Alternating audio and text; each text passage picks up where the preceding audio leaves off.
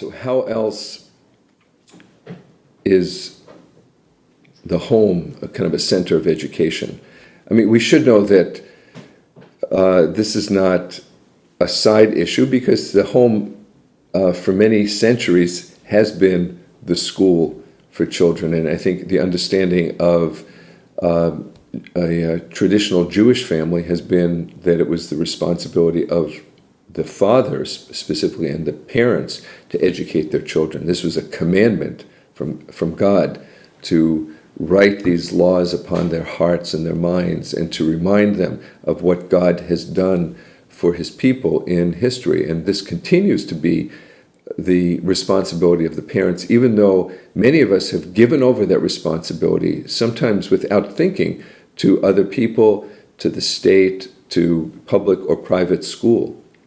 I remember going to one school where the freshman class was coming in, and the headmaster said, "Give us your sons and your daughters for the next 4 years, and we'll give them back to you educated." And I think any parent who understands who is responsible for the education of a child would say, "No way, I'm going to give my son and my daughter to you to educate. You'll partner with me, you'll be a part of that, but I'm not giving over that responsibility," because the responsibility still remains with the parent. And the parents can't teach the children something that they don't have, and especially when it comes to the most important things in life, which is our relationship with Christ, our following him. If the entertainment center in our home is bigger than and more interesting than our icon corner, then that speaks something in the home to the children, or maybe not in a positive way.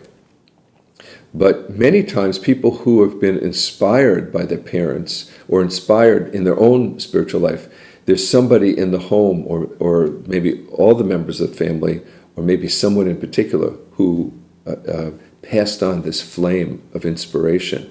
Sometimes people have talked about their grandmother or their mother. One person I know said their mother would come to them every night and ask them what they would want to ask Jesus for, what they would say to him about the day. So she was trying to develop his thinking in that direction. And the children would hear in the other room some conversation going on, and they would be sure that there was someone there with their mother. And when they peeked in, they saw their mother on her knees praying to the Lord. And from that, they got the sense that prayer is so intimate and personal and direct. And so many other examples and so many other instances of inspiration of what a parent or someone close to a child had, and how it got passed on to the child themselves. So prayer is a very important thing, and the life of the home. Some homes nowadays, there's no common meal, and how important that always has been for people to sit around the table and discuss the day. And the home oftentimes now is like Grand Central Station. Trains going in, trains going out, all going into Grand Central Station, but not being a stable place itself. And it's so important to have that, because this is the place where we're supposed to love. We're supposed to practice love for our neighbor, our brothers, our sisters, and where we have to have time with the children and with the family to have a deeper relationship. Time is a big problem.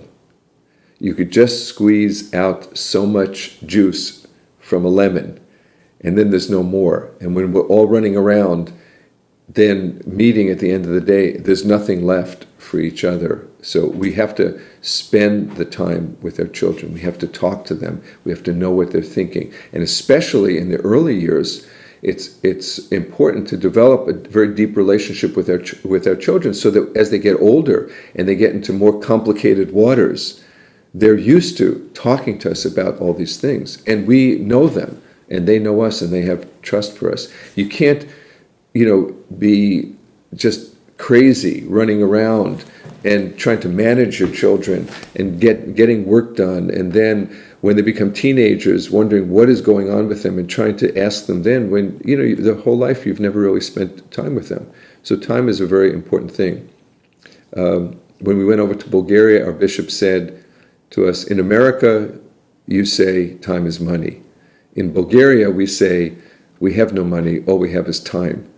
Time is very valuable, and that's maybe where we experience our greatest martyrdom, is through our time, giving time to somebody, and especially, to our children, to our family, giving the time, even though we have so many things on our to-do list. So the home is a very important place to educate our child. Instead of managing our child, we have to include our children in the life of the family. And so maybe our wife is making dinner, or making bread, or hopefully prospera for the church. And of course, there's not a lot of time, but our children are there, and certainly it would be a wonderful thing for them if they were included in that, rather than put in front of a television to watch a DVD, or told to play with something in their room, and so that we can get our work done. But instead, bring them in and mix up the dough and give them some dough to form either some bread or prosper themselves, and include them in a life and develop a life in the home and in relationship to the church that they can be a part of. So this is a very important thing. And for fathers, when they come home and they've had so much trouble at work or things on their plate and they have to fix the plumbing or something like this, then hopefully there'll be a tool belt for their son or their daughter, and they can help. And I know actually one family that did this, and both son and daughter they really know how to use a wrench and a hammer and a nail, and they're a great asset for the church and for their parents' home. Once the plumbing broke, and the son, instead of the father, fixed it.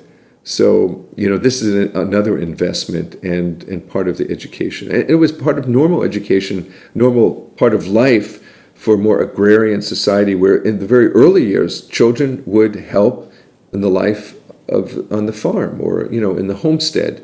And now, since work is usually away, it's oftentimes technical, it's almost like the children have no place. They have no place in terms of the work of the family, and they have no place in the home because everything's so busy, or we're just trying to quickly get something done. And this is something that an Orthodox Christian family has to reverse and restore.